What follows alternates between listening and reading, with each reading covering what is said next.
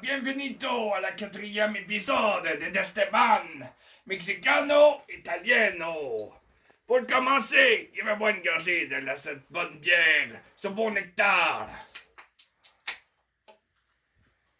Ah, ça rappelle mon pays.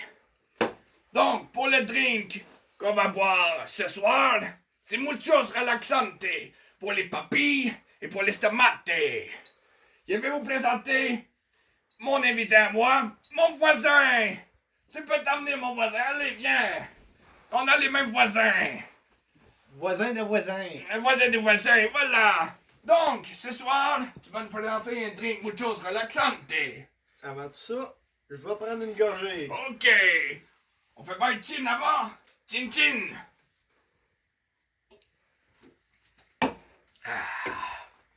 Donc, pour commencer, qu'est-ce que ça prend pour faire ce drink? Du dry gin, Du dry gin? tout simplement. De la liqueur de melon. D'accord, le melon, c'est un bon fruit pour une bonne boisson. Pas n'importe quel melon. Melon japonais. Oh, japonais! C'est pas dans ma famille, ça! Mais c'est pas grave, on va boire pareil.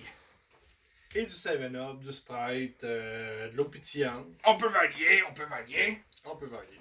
Donc, la Oh. première étape, Le dry gin. d'accord. Et on en met combien de dry gin? 1 à 2 onces, tout dépendant de comment vous l'aimez. D'accord, il aime ça piquanté, moi. un peu. Piquanté, on va en mettre à peu près 1 once et demi et 2 onces. Le son de quand ça se verse dans les verres, ça rappelle mon pays. Ensuite de ça, la liqueur de melon, Midori, qui veut simplement dire vert en japonais. D'accord. Ensuite, on en met combien ça encore, hein?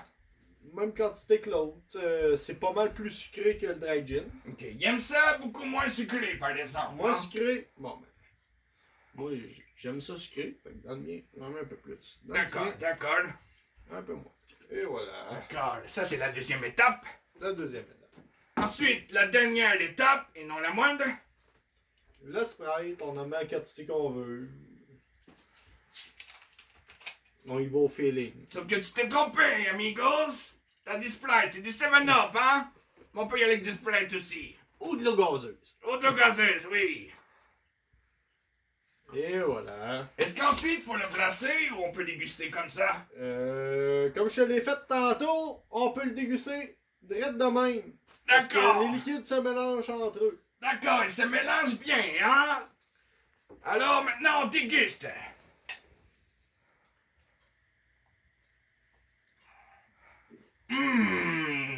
Quel bon breuvage!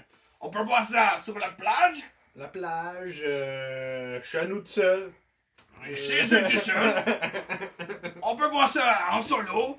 On peut boire ça en équipe aussi. En équipe, ouais, c'est... En équipe, en trio, en quadrio, comme vous voulez, en gang.